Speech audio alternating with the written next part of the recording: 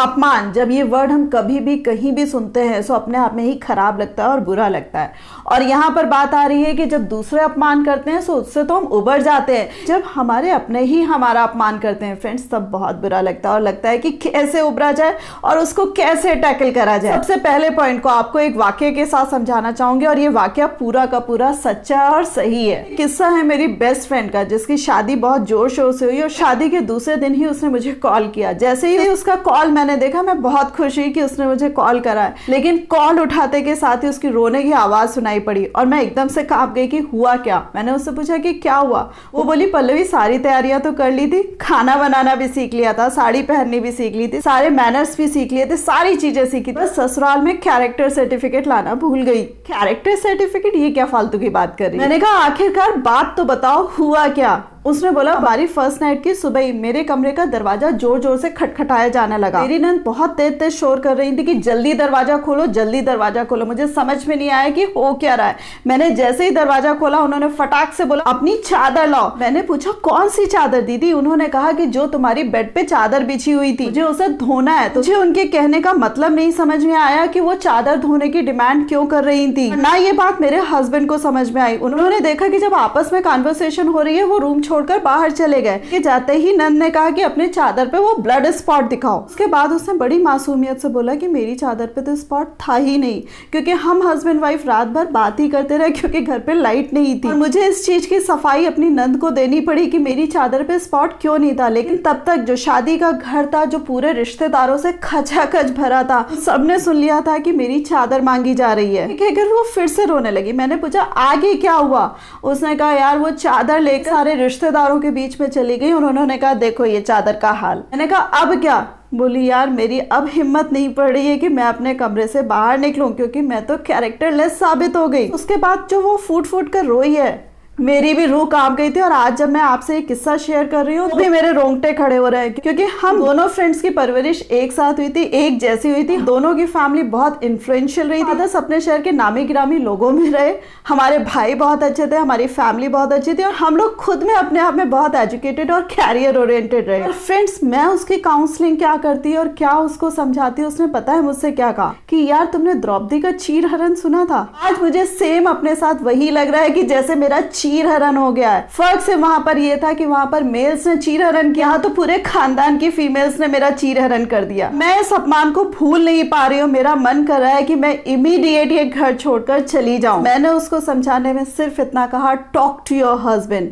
अगर तुम्हारा हस्बैंड गलती से भी उन लेडीज को फेवर करते हैं या गलती से भी उनकी बातें सुनते हैं या गलती से कहते हैं कि उन्होंने सही कहा, अपना सामान तैयार रखना और चुपचाप उस घर से निकल जाना। इसी के साथ साथ एक चीज और ऐड करी कि अगर हस्बैंड अच्छा है ना तो भाड़ में गई जनता। फ्रेंड्स ये सुनते ही उसमें कॉन्फिडेंस आ गया। उसने बहुत अच्छे से अपने हस्बैंड से बात करी। यकीन मानिए उसके हस्बैंड ने उसी का फेवर किया, बाकी सारे लोगों को बहुत क्रिटिसाइज किया और उसको एश्योर किया कि आगे से तुम्हारा किसी भी तरीके का ऐसा कोई अपमान मैं नहीं होने दूंगा। फ्रेंड्स ये मैंने आपसे 10 साल पुराना किस्सा शेयर किया। मुझे लगा रात गई बात गई, अब टाइम बिल्कुल चेंज हो गया, अब सारी चीजें अच्छी हो गई। आज की डेट में हम फेमिनिज्म की बात करते हैं, हर लड़की और ज्यादा फ्री हो गई है, हमसे और ज्यादा एडवांस्ड हो गई है। और अब आप जानेंगे कल ही मैंने अपने एक सब्सक्राइबर का कॉल रिसीव किया। फ्रेंड्स सेम चादर वाली स्टोरी जब उसने मुझसे बोली ना तो मुझे बहुत ज्यादा गुस्सा आया। अब आप पूछेंगे किस शहर की बात है, किसी गांव की बात होगी या किसी पुराने एरिया की बात होगी।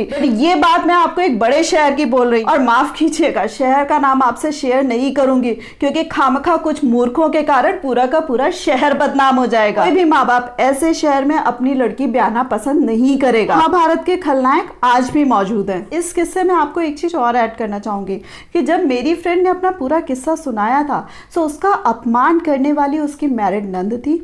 उस पूरे घर में उसकी देवी माँ जैसी सास थी, जिनके बारे में आप आज भी पूछेंगे तो लोग उनको देवी कहते हैं। यानी कि वो बहुत ही अच्छी हैं, बहुत ही सरल और बहुत ही मृदुभाषी है। यानी कि उनके बारे में कोई कुछ गलत सोच ही नहीं सकता है। और उस घर में बाकी भी लेडीज थी, यानी कि हर उम्र की लेडीज थी। और वहाँ वहाँ पर अनमैरिड लड़कियां भी थी और अनमैरिड लड़कियों की मदर्स भी थी, जिनको उसकी नंद का ये ओछापन जरा सा भी खराब नहीं लगा, बल्कि सारे लोगों ने उस इंसिडेंट का लुत्फ उठाया। वो महाभारत का युग था और ये आज का नया युग है।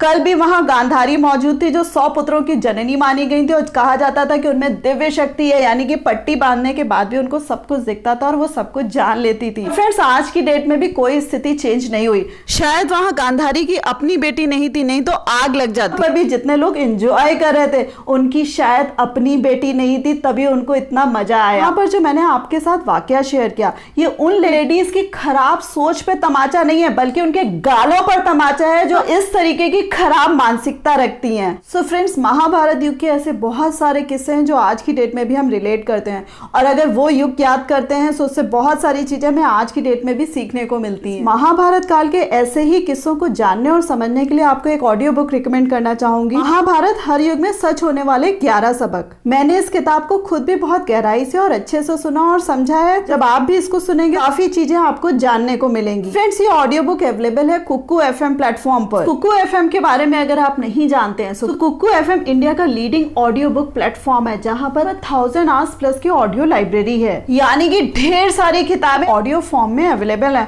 और अच्छी बात यह है हिंदी इंग्लिश में तो अवेलेबल है ही है, साथ में रीजनल भाषाओं में भी अवेलेबल है। ऑडियो बुक होने की वजह से इसकी खास बात यह है कि आप इसको किसी भी समय सुन सकते हैं, यानी कि आप इसको काम करते भी सुन सकते हैं, आप इसको जॉगिंग करते हुए भी सुन सकते हैं, और तो और इसको रात में सोते समय भी आप सुन सकते हैं। इस किताब के साथ साथ कुकू FM की और ढेर सारी किताबों को एंजॉय करने के लिए FM के ऐप को डाउनलोड करना पड़ेगा। लिंक मैंने डिस्क्रिप्शन में लगाया हुआ है, साथ साथ मैंने कमेंट में भी उसको पिन करा हुआ है, यानी कि आप कमेंट में भी जाकर उस लिंक को डाउनलोड कर सकते हैं। कुकू FM का साल भर का सब्सक्रिप्शन 399 रुपए का होता है, लेकिन अप्रैल एंड सेल का फायदा उठाइए और कोड अप्रैल 50 को यूज करके 50% डिस्काउंट पाइए, यानी कि अब ये आपको मिलेगा 199 रुपए का। और ध्यान रखिए कि ये डिस्काउंट केवल 1 मई तक ही अवेलेबल है। आज के टॉपिक पे आगे बढ़ते हैं सेकेंड पॉइंट के साथ। जितने भी हमारे अपने आपसी रिलेशंस होते हैं जो छोटे छोटे अपमान सम्मान या इस तरीके के हार्श वर्ड से जुड़े रहते हैं, पर क्या होता है केवल छोटी मोटी समझ के मोहताज होते हैं, यानी कि अगर सामने वाले मूर्ख व्यक्ति हैं और आप अपनी सूझबूझ का परिचय दे दें